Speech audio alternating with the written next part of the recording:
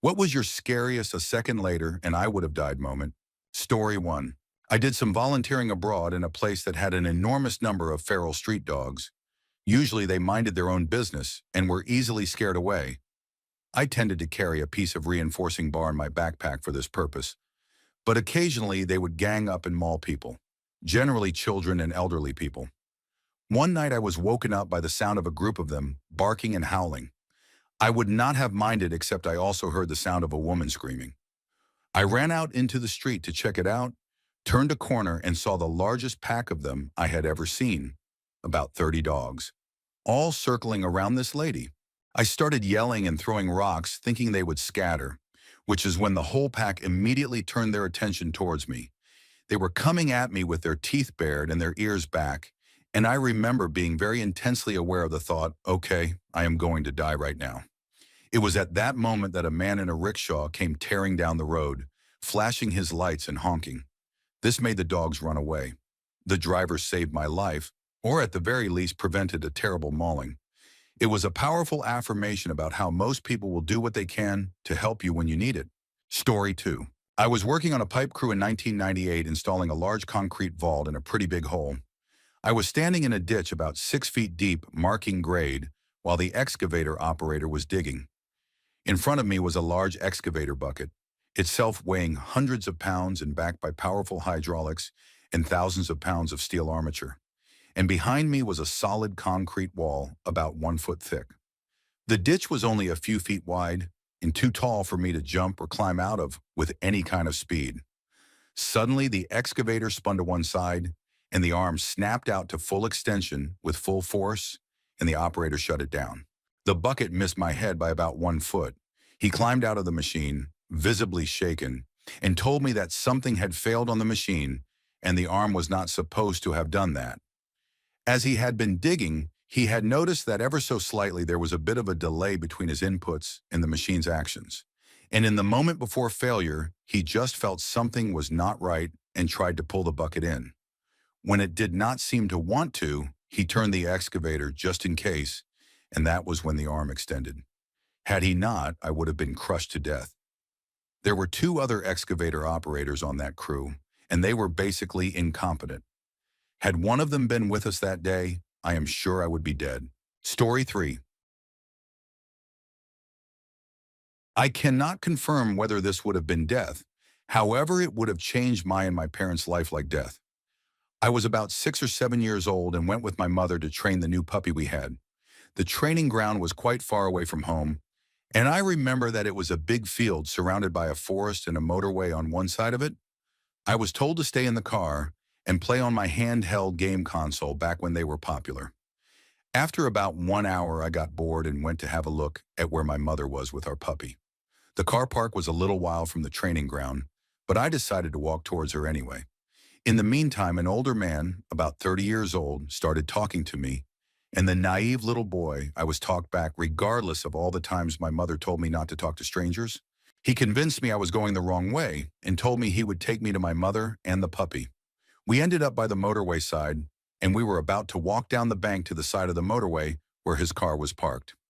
As I was about to disappear down the bank, I heard the loudest scream of my name from my mother. I looked back and felt the grip of the man tighten on my hand, but I was just in time to get my hand out of his grip and run towards my mother. My mother ran past me to see where this man was, but he had just got into his car and driven off. To this day, I still imagine the what-if scenario and how close I was to being kidnapped and potentially killed. Story 4. My wife was having a rough pregnancy with many awful symptoms such as swelling, tiredness, nausea, low blood pressure, high blood pressure, and back pain. That morning glow never came. Last week, the back pain was particularly bad, cripplingly bad. She could not get up for work, and she had what she described as air pressure in her stomach. Despite having a presentation she needed to host, she took the day off and we went to the obstetrician. We saw the obstetrician briefly, and she told us to go to the emergency room to make sure everything was okay, as it vaguely sounded like a pulmonary embolism. My wife could not take in a full breath, and something was off, but we did not know what. Cue the long wait at the emergency room, wanting to go home and her thinking she could deal with the pain. We were hungry and tired. 10 hours later, the emergency room cleared her. No pulmonary embolism in the lungs was found, but there were elevated liver enzymes in her blood test. So off we went to labor and delivery for a final blood pressure check before being released. They had to clear her also since she was pregnant. Cue the doctor working in labor and delivery coming to ask about her symptoms and the liver enzymes to clarify, and then taking over for the nurse and personally checking her blood pressure. Earlier in the emergency room, it was 130 over something. High for pregnancy, but not immediately concerning. But now it was 168. We were not going home. She was not even getting up to the elevator. She was wheeled upstairs and the obstetrician was called. The next bit happened quickly. We were being asked a lot of questions about when the symptoms started, how far along she was. There was a sudden swarm of nurses around her, and there was a huge sense of urgency in the room. Blood pressure was now 186 over 93. She was being hooked up to the monitors, given an intravenous line to get platelets and getting more blood drawn. She was about to get up to use the restroom, and a doctor sternly told a nurse helping that she could not be up right now. Our obstetrician entered the room and broke the news. My wife had severe preeclampsia and hemolysis, elevated liver enzymes, and low platelet count syndrome. She was giving birth right now. It was not safe for her or our baby. It was early, but there was no alternative. She was given a steroid to help accelerate the development of our baby's lungs, and once the platelets were done being administered, we were going to the operating room. She had an emergency cesarean section, and we were parents at 29 weeks. If that labor and delivery doctor had not noticed her symptoms before she was cleared for release, minutes later, she would have had a seizure, suffered organ failure, and died that same night. The last week has been surreal. We knew parenthood was coming, but not like this or so soon. Our baby is stable in the neonatal intensive care unit, and my wife is recovering. Story 5. Not me, but my brother. He had a hard time in college. He did not like his major, but did not have any other ideas. Had a hard time being motivated to attend class and so on. The final straw was when he ended a semester and was trying to get ready for the next semester. He was dropped by the scholarship that was paying his tuition for not making above a grade point average of 3.5. He tried to hang himself in his closet one day. He told me right after in hysterics. He said he started blacking out and his head was fuzzy when his dog, half pit bull and half Australian cattle dog, positioned herself under him, barking and releasing the tension on his neck. He got out of it and called me. He does not like to talk about it because it was really traumatic and he said embarrassing because of the stigma in our community. But he told me a few times that the instant he started blacking out, he regretted it and did not want to die. When he called me, I had a grown man crying and saying, "It was so scary." I was so scared. Needless to say, the dog is highly regarded now. Story 6. A friend asked for a ride on my motorcycle, so I let him wear the spare helmet and took him for seafood at Neptune's Net in Malibu. Some of the nearby beach houses have driveways that lead directly onto the highway. So while we were on the return trip back towards Santa Monica, a sports utility vehicle pulled onto my lane. There was absolutely no time to brake. As a precaution against this kind of thing, I always watch the wheels of parked vehicles for movement, and I always rest a thumb on the horn. So I saw trouble brewing, honked as soon as the other vehicle started to move and changed lanes.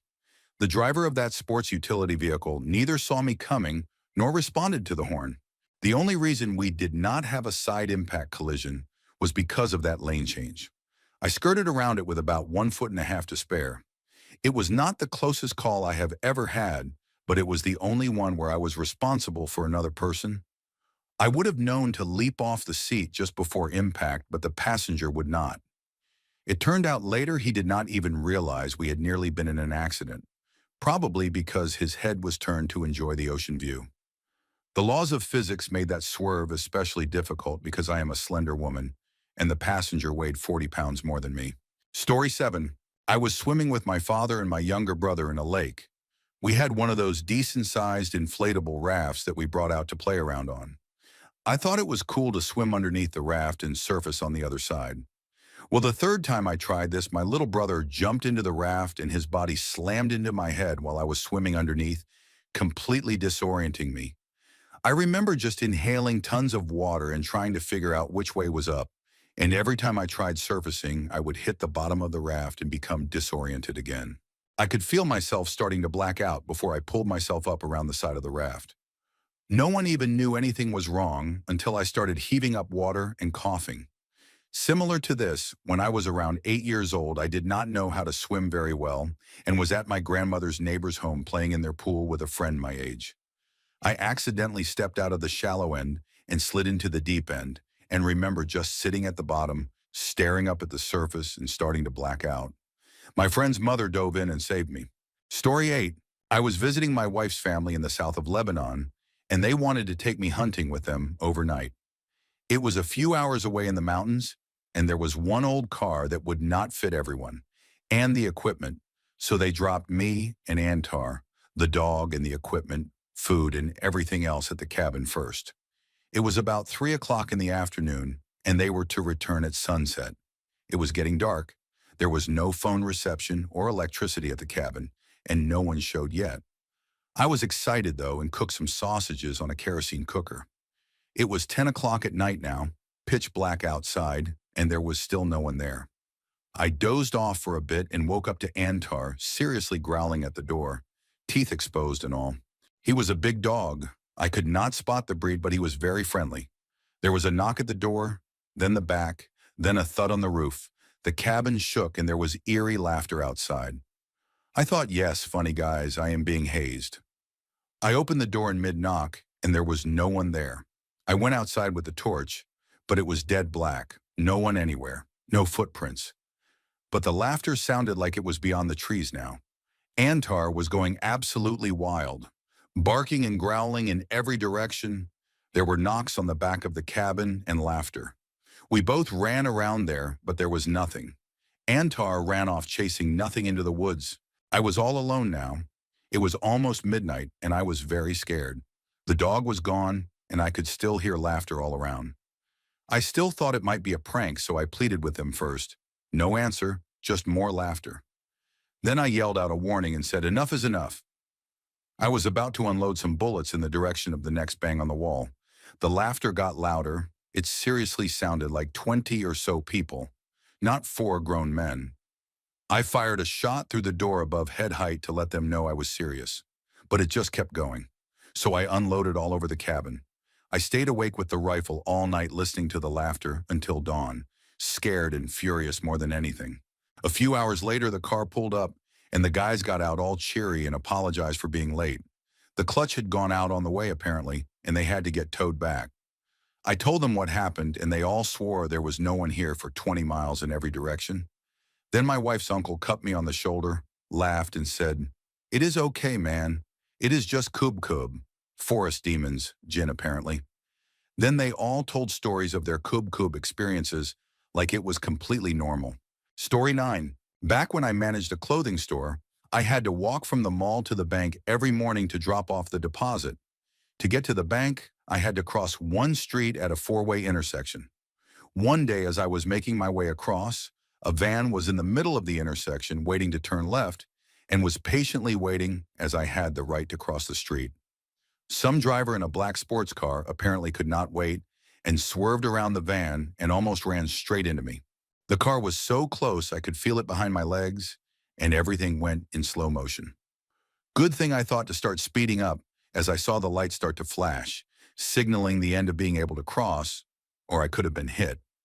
The driver sped away and I ran to the other end of the crosswalk safe. I was on the phone with my now husband when this happened, and he heard everything. I broke down crying when I got to the other side, and it was not because I was almost hit. The thought that my husband could have heard my death was what shook me up. Story 10. I was doing a buffalo roundup on Antelope Island in Utah one year. They get a bunch of local people with varying degrees of skill and knowledge, but who all happen to own horses to ride around the island, rounding up around 300 head of buffalo at a time, and moving them to the far side of the island where they have fenced off an area to hold them for shots and medical evaluation. My cousin brought me along because I always enjoyed riding horses with her, but I was very low on the skill side. To make up for it, I was very eager, so I made sure that when we got to the fence line, I was right up front. The thing about buffalo worth pointing out is that they are huge. Sitting up on my horse, their shoulders still came to about my waist, and they looked about 50% wider than a full-grown horse. They were intimidating. We got them all to the pen, But the problem was that the gate they all needed to go through was halfway along the fence, and all the buffalo walked right past it and into a corner. I was with a group that stopped right in front of the gate, making a barrier so they would not pass back again, and a group went off to the side to try and coax the buffalo back our way. Here is where everything nearly went irreparably wrong. The buffalo were getting freaked out about being cornered, and the unskilled riders in the group had not picked up on that, so they kept putting more and more pressure on the herd. Soon buffalo were scrambling for a way out, tripping over each other and ramming into the fence, almost breaking it down. Then in unison, they all flipped around and started running straight at me, an avalanche of 300 crazed, terrified buffalo stampeding straight at me. I remember realizing how bad it was but not being afraid. It was too overwhelming to be afraid. I had heard stories about people standing in front of a tsunami or an avalanche as it rushed into them and feeling calm and small and in awe in the face of some unimaginable force bearing down on them. For the first and only time in my life, that was what I felt. I looked back briefly to see if I could run my horse out of the way and was met with a wall of other riders. I clearly remember the thought crossing my mind, completely matter of fact, I guess I am going to die. Luckily, the wall of riders that was blocking me from getting out of there also dissuaded the buffalo. And inches away from my horse, they all turned and ran through the gate. Nobody was hurt. Story 11. At my very first job site, I was working as an apprentice heavy equipment operator. I had plenty of hours on this particular piece of equipment, an excavator, but was still considered inexperienced by all accounts. 10 o'clock in the morning rolled around and it was coffee time. We were told to leave the machines idle while on break. So I flipped my safety lockout knob, which disables all controls, and hopped out of my machine. As I hopped off the machine's tracks, my unzipped jacket snagged the safety lockout knob, re-engaging the controls as well as pulling the left joystick all the way back. Stick up and left, swing left. At first, I was not sure what was happening. All I felt was something pushing my shoulder hard. As I turned my head, I realized what was happening, and my mind and heart started racing a million miles a second. At that point, I was freaking out, realizing I was about to be crushed by this machine, and there was nothing I could do about it other than fight. I fought for what seemed like forever, but in reality, it was only a few seconds. I managed to get my jacket unhooked with barely enough room to squeeze out from in between the track and the body of the machine. By far, it was one of the most humbling experiences I have been through, and made me truly aware of how powerful some of these machines are, and how quickly things can go wrong if you are not fully alert. Story 12. I was working construction during summers back in high school. This is kind of hard to explain, but we were scrubbing the giant wooden beams that formed the support structure of this barn and garage that was around 4 stories tall with a chemical that made the wood look better. It was the dumbest job I ever worked on. Since it was a big building, we were using wheeled scaffolding with brakes inside to get to the roof beams. This building, being a garage as well, had long drainage troughs running the length to drain fluids from vehicle repairs and whatever else. The problem was that the drainage troughs did not have grating over them at the time, leaving them completely open. So as I was moving my 3-story scaffold from one beam to the next, both of the wheels on my side fell into one of the drainage troughs. You ever read those stories about mothers lifting cars off their children? It was one of those moments. Adrenaline kicked in, and I heaved all of that tube steel out and back onto level ground, saving myself from being crushed as the area I was in had nothing to stop all 3 stories from crashing down on my head. Nobody else saw anything. It all happened so fast. I took the next 2 days off work since it happened on a Wednesday, so I had 4 days off to recover my sore muscles. If I had been anywhere but exactly in the middle of the broad side of the scaffold, I would have died 9 years ago. Alternatively, if I had been on the other side, I would have killed one of the other workers.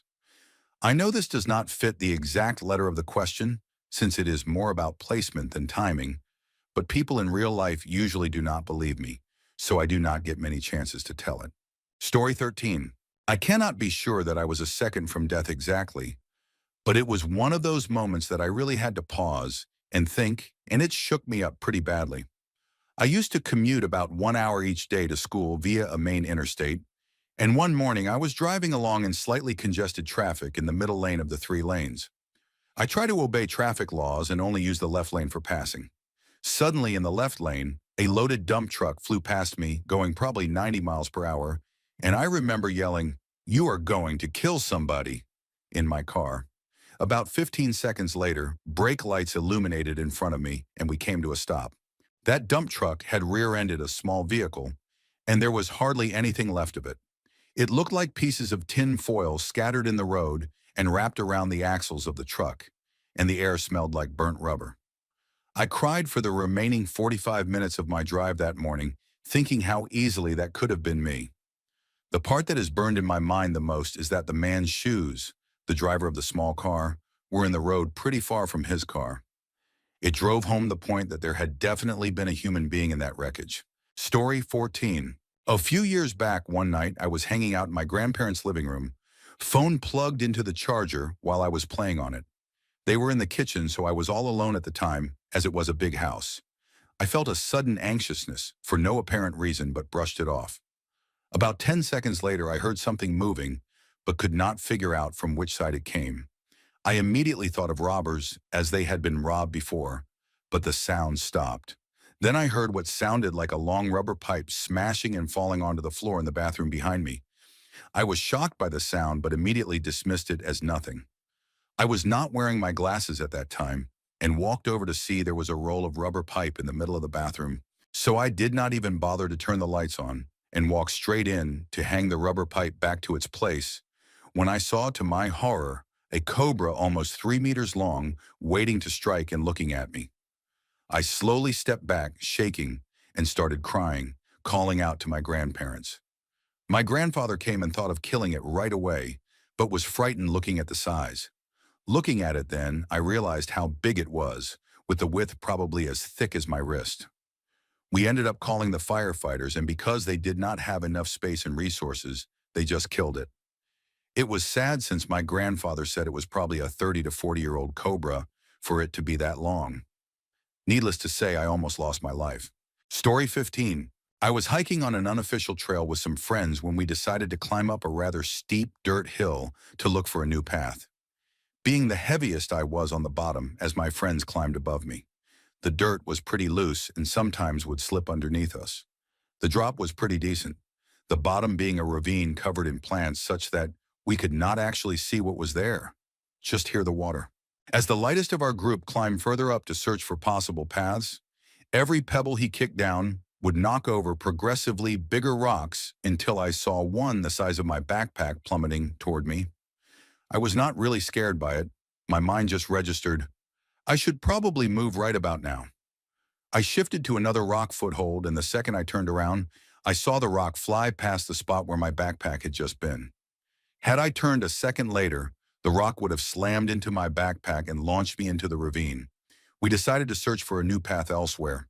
Story 16. I was driving behind a pickup truck on the Los Angeles freeway with a massive load of furniture piled in the bed.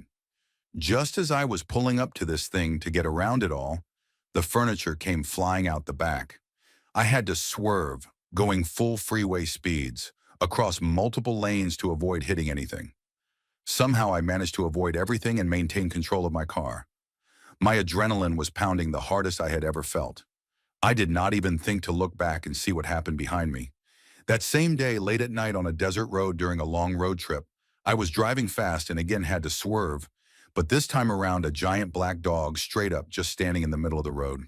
We are talking far out in the middle of nowhere. Just this massive black shaggy dog standing there. It did not even look up at the car as I barely got around it. Here is the craziest part of this. A handful of miles down the road, I had to stop at this tiny little rickety single-pump gas station. Super old and run down, but actually had a pump with a card slot. It was about 2 o'clock in the morning. There was one little flickering light above the pump. Pitch black everywhere around. I was standing there pumping my gas. A cat walked into the light and passed me, followed by a big, massive, shaggy black dog. I had probably pumped 2 gallons. I got right back in my car and left immediately. Story 17. I was a trash collector in college. I was not old enough to drive the garbage truck, as their insurance required you to be 21, so I hung on the back of other people's trucks. Middle of nowhere, Kentucky. It was cold and raining, and we were on a windy, narrow road. I was at the back of the truck emptying cans, and I heard tires lock, followed by a truck horn. I turned around and saw a quad-axle dump truck coming towards the truck at full speed sideways. I turned back and stood at the back of the truck for what seemed like an eternity. As cliché as it sounds, in that moment my life was flashing before my eyes. My brain was cycling through every memory it could to figure out what to do in this moment, as though we had trained for it at some point and it just had to get to the right answer. After who knows how long the memory stopped, and in my ears a woman's voice yelled, "Run now!" really loud, and I did not hesitate. I dove from behind the truck across a lane of oncoming traffic and rolled down an embankment. When the dump truck made contact with our truck a couple of seconds later, it moved the parked garbage truck full of trash 12 feet forward. I missed a moving minivan in the next lane, hitting me square in the chest by about 2 feet. The driver could not see the dump truck around the garbage truck, and she sat there crying for a while. I climbed up the embankment muddied, but in good spirits considering. The guy I was working with came running towards me and he said, "Oh man, are you okay? You need me to call anyone?" I had not seen the truck yet, so confused, I asked why I would need him to call anyone, and he said, "Dude, you almost died. If you had not run when you did, you would have ruined my day for real." That was when the seriousness and proximity to death sunk in. Not going to lie, I sat in the truck sobbing for a while until the police officer called headquarters to have someone take me home. The entire company thought that was my last day working for sure. Most 19-year-olds do not dodge dump trucks and come back the next day. I stayed until I finished college 4 years later. Story 18. I parked my small hatchback car outside my girlfriend's house and got out to go knock on her door. 20 steps away from the car, a big sports utility vehicle crashed into it from behind and sandwiched it into a power pole. 3/4 of the car was crushed all the way in from the rear right corner, exposing the axles and everything underneath, and it pushed the back of the car all the way back up to the front seats, which were also pushed and bent forwards. The bonnet was curled well around the power pole, and the little plastic Toyota logo pinged off a few meters away. I had my laptop in a laptop bag and a satchel on the back seat, also some chocolate muffins. The laptop got warped badly, and the chocolate muffins got squashed up against it so hard there was chocolate muffin inside the laptop once it was taken out of 2 bags. A neighbor saw it happen, but had not seen me get out of the car, and basically charged out, half screaming, and started ripping at the windows, lovely guy, before I ran over and assured him no one was in there. The driver was only bruised, luckily somehow. The sports utility vehicle was slightly dented. The driver admitted to some bystanders that he must have been going maybe 80 to 90 kilometers per hour on a 50-kilometer street, and he had been reaching over to grab his sunglasses on the floor. In the end, my insurance company denied my claim on a technicality that the agent admitted they were taking out of the policy now because of things like this, and I was out of pocket about $2,000. But at least I was not dead. Looking at the pictures of it now, I always end up squinting at the driver's seat and trying to work out if there was space for a whole person between it and the wheel. Story 19.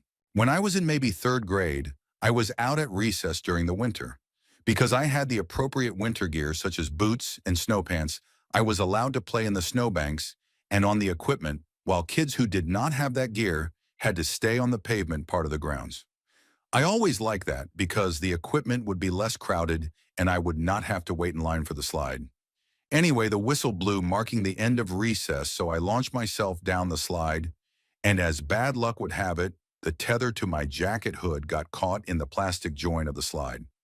Basically, the top of the slide had a sort of roof bolted on, and where the 2 pieces met my string was stuck, resulting in my being slowly hanged. Because my mittens and boots were wet, I could not get any traction on the slide to lift myself.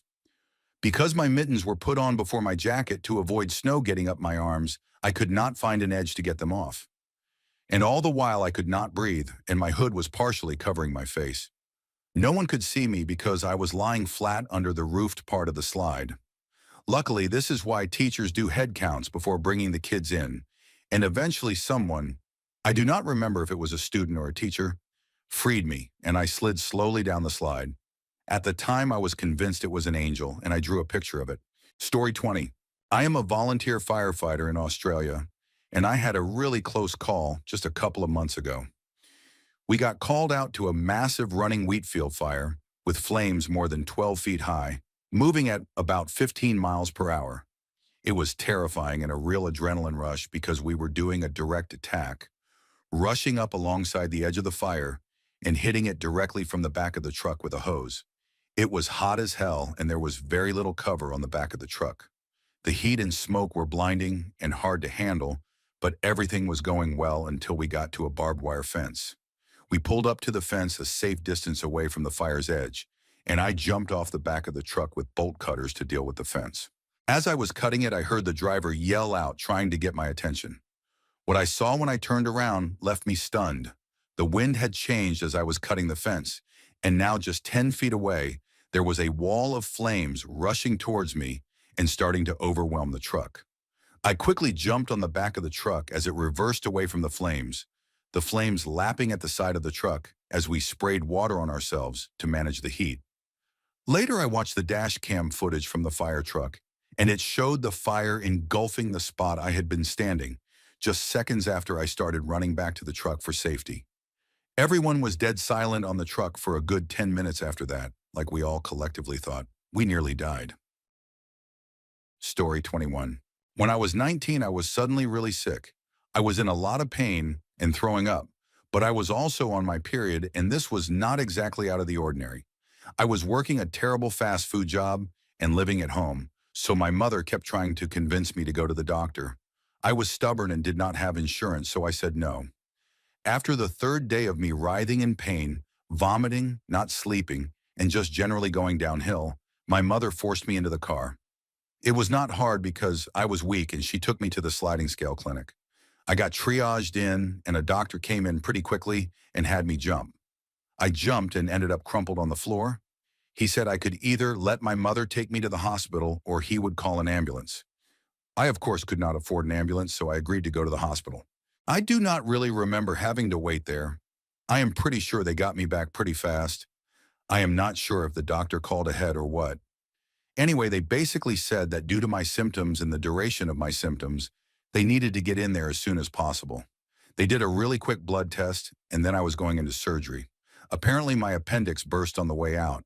If I had kept being stubborn and refused to see the doctor until just a few hours later, I could have ended up dead. That is what they told me anyway.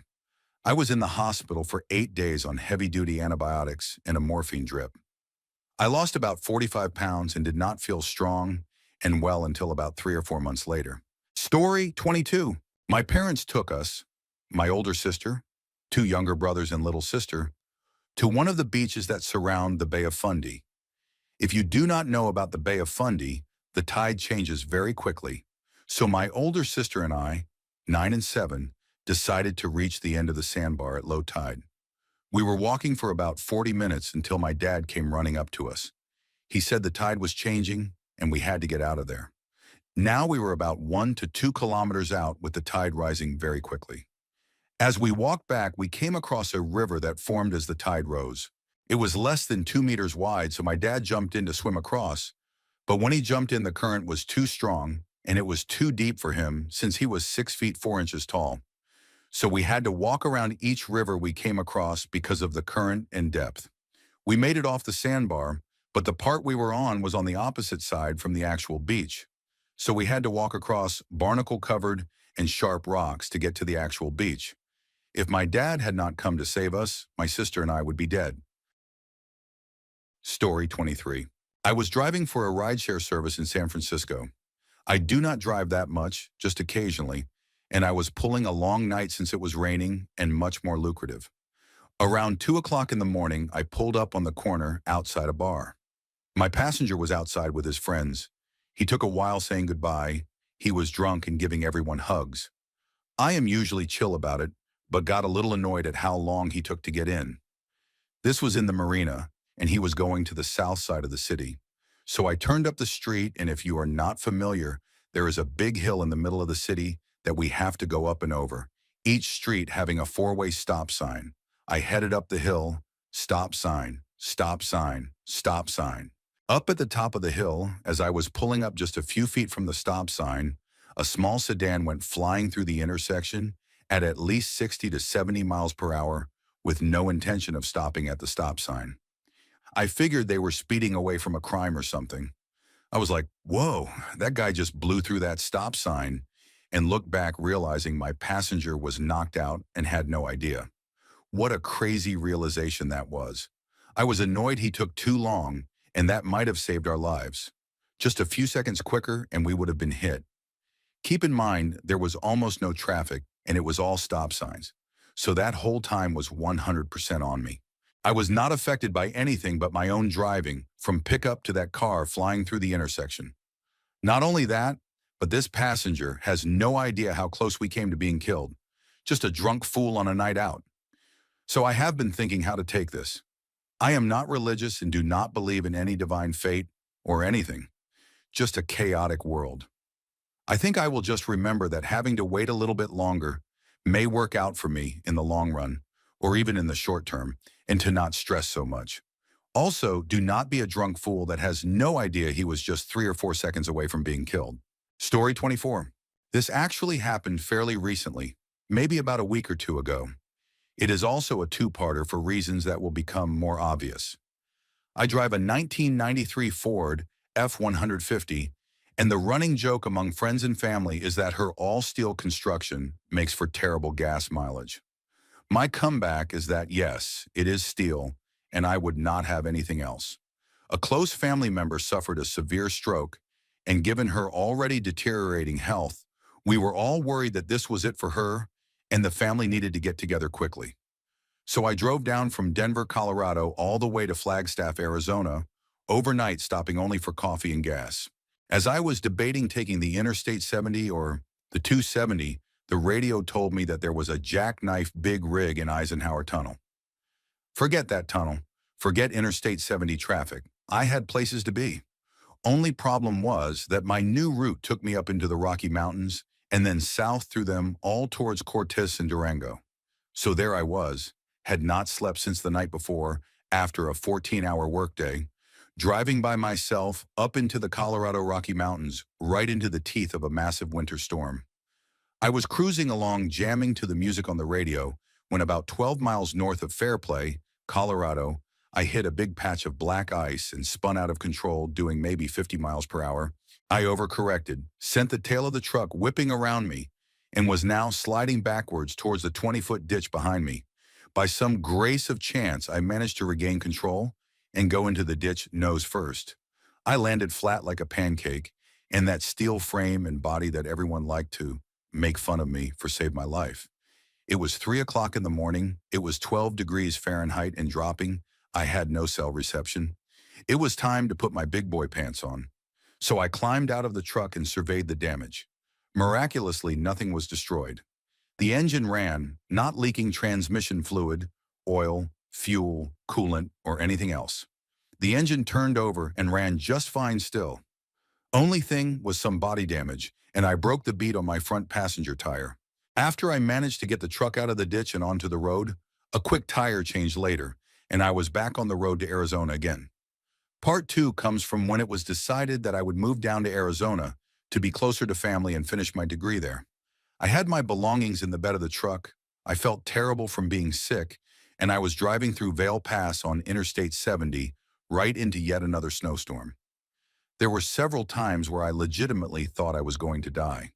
Between my damaged steering, the fact that the spare was a full size from 1993 and did not match the other 3 tires, the rapidly deteriorating road conditions and seemingly suicidal big rig drivers, I am shocked I made it through unscathed. Story 25. I was 18 and riding in the back seat of my friend's car. For some context, it had rained earlier that day, and it was late at night. We were heading to a party when my friend in the front passenger seat said she was tired. Almost instinctively, the driver responded and said, "Oh, really?" and started to jerk the wheel back and forth quickly. It was not enough to start swerving the car, just enough to jiggle us. Of course, my friend in the passenger seat and I started saying, "Stop." Since nothing much happened, it was kind of lighthearted. I suppose my friend driving wanted a bigger reaction out of us. As now, going around 70 miles per hour on a small 2-lane road, she started swerving across both lanes, big back and forth like a snake. At this point, my friend riding shotgun and I had had enough. But we did not know at this point she had no control over the car. She was trying to keep straightening the car to correct itself with it only sliding the direction she turned the wheel, with the drift getting wider each correction.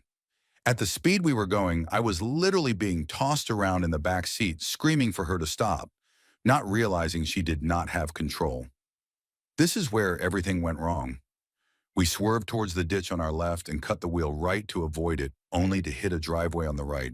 To paint a better picture, we were in the ditch on the right now, trying to cut left again, but hit the driveway at the angle while going left.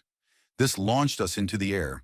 While in the air traveling towards the left side of the road, the driver cut the wheel hard right, so as soon as we touched the ground I heard skidding and the car started to tip.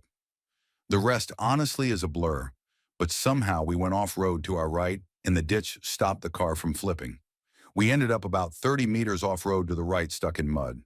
Only damage was the bumper and a dirty car. My friend's dad ended up having to come and pull us out. When he arrived, he said we were extremely lucky, as if the car were to start flipping, at least one of us would have died. He basically gave his daughter a stern talking to, made sure the car and we were okay, and left.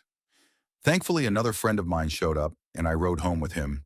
Ever since then, I am still shaken and never shake the wheel.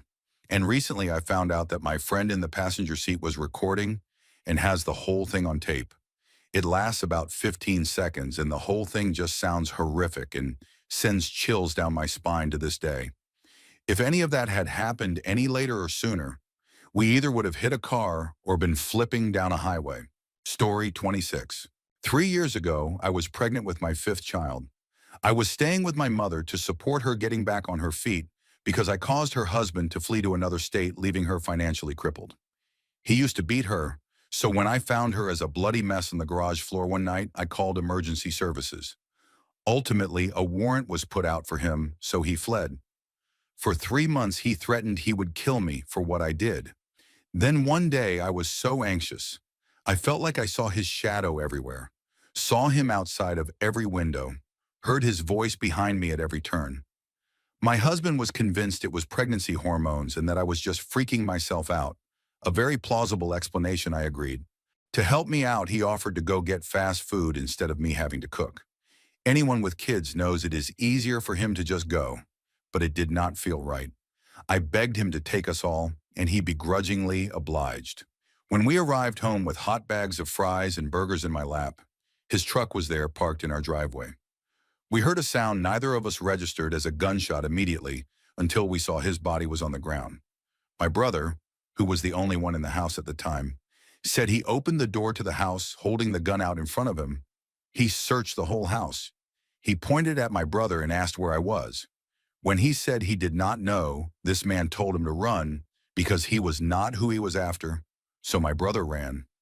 This man then went into the garage and shot himself in the face after he could not find me.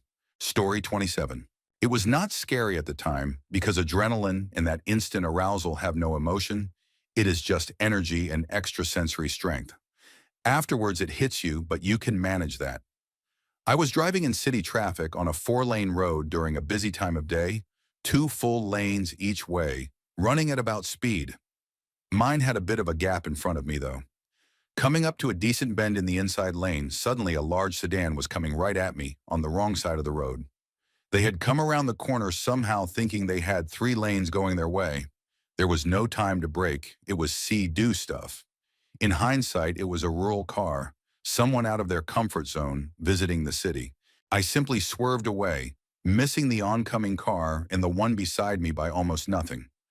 I would have been forced to smash into the car beside me, but luckily the oncoming driver had realized their mistake and was in the process of swerving away too. If I had not reacted, we still would have hit roughly halfway across each other's bumpers. Not instant death, probably, but the pileup straight after would have involved all sorts of random angles and energies. The lady in the car beside me hit her horn after the fact because she did not even see what had happened. She just thought I was swerving like an idiot. My passenger and I just looked at each other and we drove on. He got a bit shaky, but I was cool.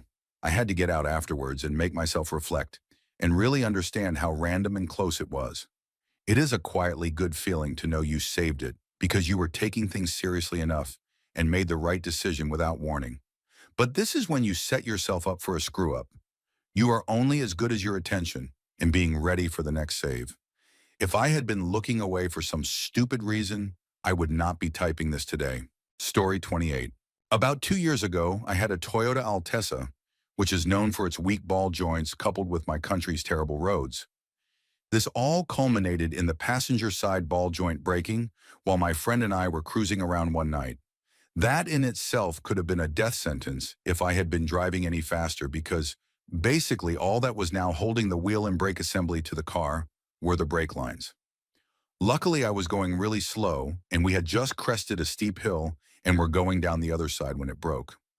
I managed to guide the car just off the road to the left, about 30 meters from the top of the hill, and call a tow truck. My friend and I decided we would wait for the truck outside of the car and finish our cigarette, so we were standing on the side of the road talking when I happened to glance up at the crest of the hill and saw an old pickup truck literally ramp over the top and descend towards us at top speed.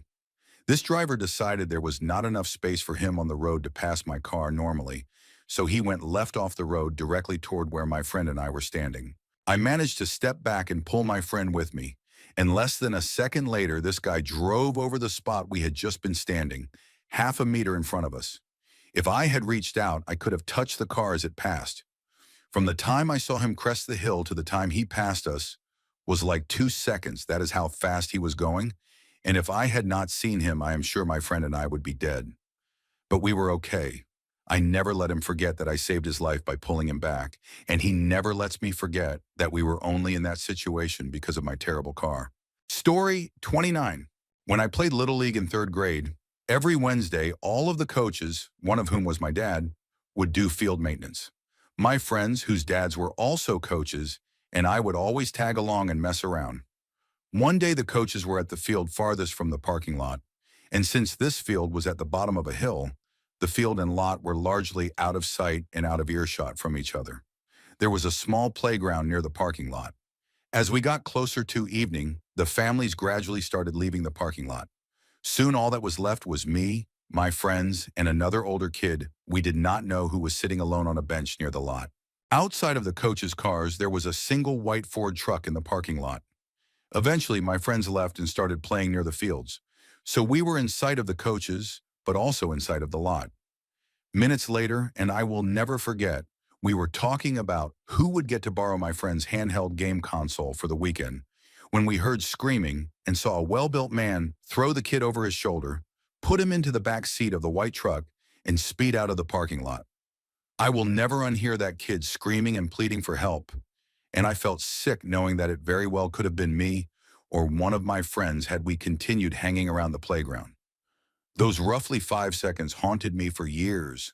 Story 30. Not a second later, but a second sooner for me. It happened last winter when I was driving to work through a blizzard. The road was a 4-way highway with a median between the lanes, and it was whiteout conditions. Everyone driving was following convoy rules, going 30 miles per hour or less, and keeping enough space between each other in case someone had to brake. I was the last car in the convoy and just trying to get to work when I saw a pair of headlights coming towards me from around the bend, us going left and that car needing to go right. I could tell the car was going faster than it should have, but I did not think much more than the person being reckless. That was when I saw the car stop turning and keep heading straight, through the median and straight for me. There was not much I could do in that type of situation other than brace for impact and hope that tiny micro adjustments would do something. Somehow the car was able to slightly veer right and missed my bumper by less than a couple of feet. The last thing I saw was that car's brake lights disappearing into the wall of white and into the lanes behind me. That was when I let out a sigh of relief and thought, not my problem anymore, and kept on driving. Story 31. 3 things, although not half as scary as some of the stories here. One occasion, I was underage drinking, 16 years old and totally my fault, in a public area one night. My younger sister, 14 years old, was there and not drinking. I sat on a bench, noticed one of my earrings had fallen out, leaned to reach for it and fell forward, knocking myself unconscious on the concrete ground.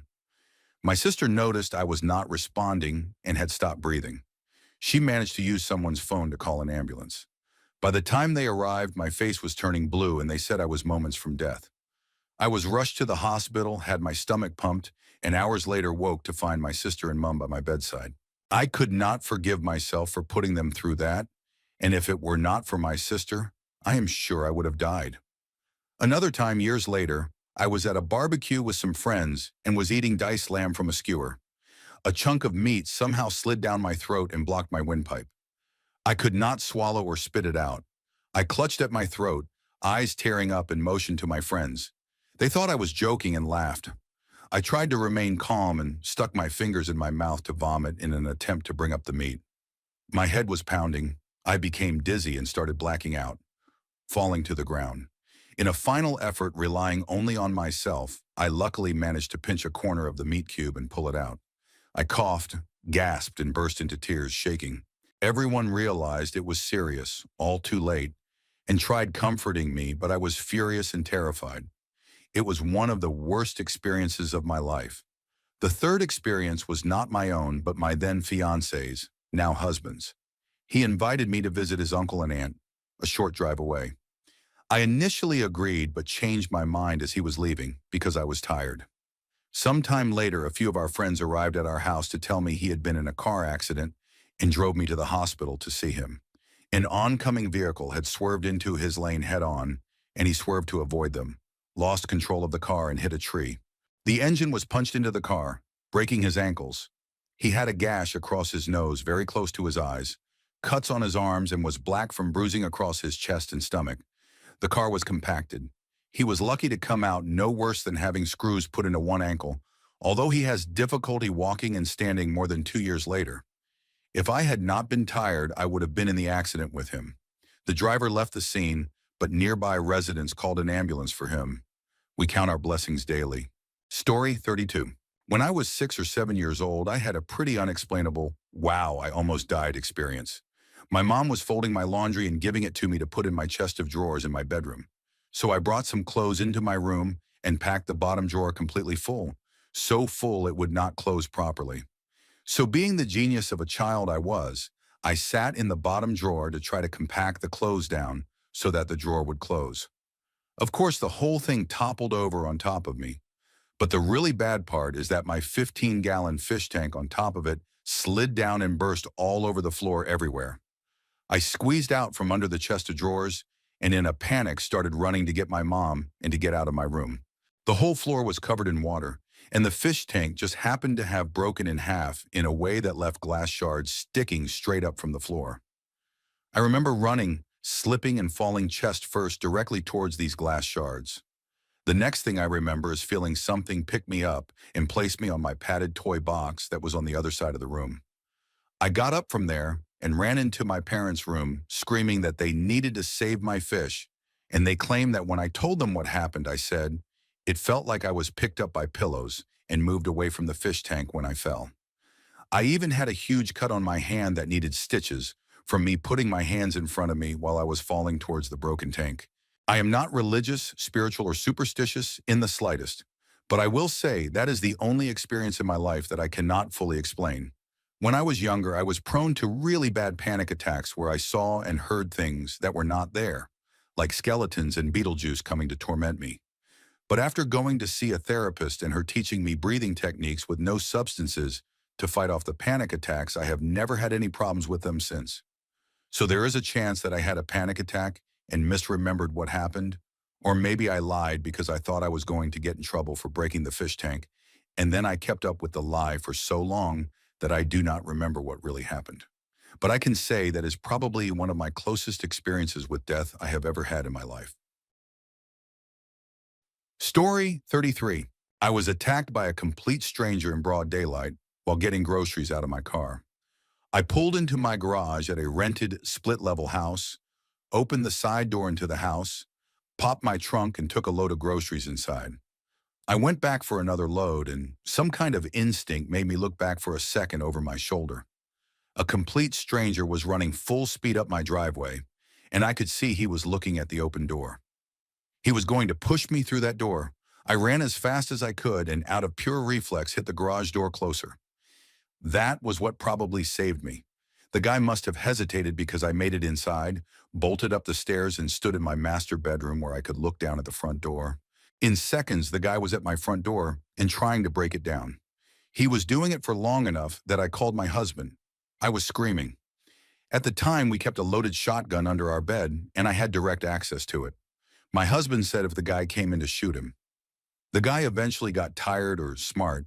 He was trying to break down a door in broad daylight after all, and just walked away. I watched him walk away, and he saw me through the window on my cell phone.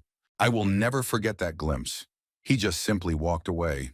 If I had not looked over my shoulder, I would certainly have been pushed through that door and probably assaulted or killed. In the garage, I would not have made it up the stairs to get the gun. If he broke in at the front door, I might have gotten a shot off, but who knows? It still scares me that I was that close. But I am also really proud of myself for not hesitating. I saved my own life that day. Story 34. About 3 years ago, I was walking to work in downtown Cleveland, as I did every morning. When I went to cross the street at a non-major intersection, but big enough to have its own traffic lights, I became convinced that I was the target of an attempted murder. Was it a randomly selected gang initiation killing attempt? Or was I just the unlucky guy a couple of people chose to really try to hurt for no apparent reason? Who knows? It has never made any sense to me. I waited to cross when it was clearly my turn to walk. To my right, about 30 yards away, was a sedan at a complete stop at a red light. About halfway through my trek across the street, these guys absolutely floored it through their red light. They missed me by just a few inches as I had to jump to the other side of the street. They flew past me and just kept going. They easily hit 40 miles per hour. I can still feel that massive gust of wind. I was shaking the rest of the morning. The only explanation I can come up with was either they were trying to kill me or the driver was about to have a bout of explosive diarrhea and lived right around the corner. A second later, I would either be dead or in a wheelchair for the rest of my life. Story 35. I had lived with depression off and on for many years. And at the time this happened, I was in a particularly bad space. When I was depressed, I often felt spacey too. Very forgetful, not aware of details around me, focused very inwardly. I was also very stressed out, as I so often was then, behind on bills, unsure how I would cover them so my son and I would be okay. So add to the above constant worry and thoughts on spin cycle. This particular night, I had a couple of friends over. I cannot remember why. I needed to run out and get something from the store, so they stayed with my then 3-year-old while I drove to the grocery store. I am a safe driver even in such a distracted state of mind. I might not remember where I am going and sometimes end up away from where I need to be, but I eventually get there. When I used to get like that, I would go with the flow of the people around me. There was a train crossing at a very busy street in my neighborhood, which held up traffic several times a day with long freight trains. It did not register that there was no train this night. I was just driving down the road and crossed the tracks. When I immediately realized that the far-off rumbling sound that was kind of in the background of my awareness was much louder and immediately to my right, and when I whipped my head around to see what was happening, I was blinded by the headlight of an oncoming train seemingly just a yard or so from my car. I hit the gas, crossed those tracks, and stopped after I got across, looking behind me at a train flying along inches from my back bumper.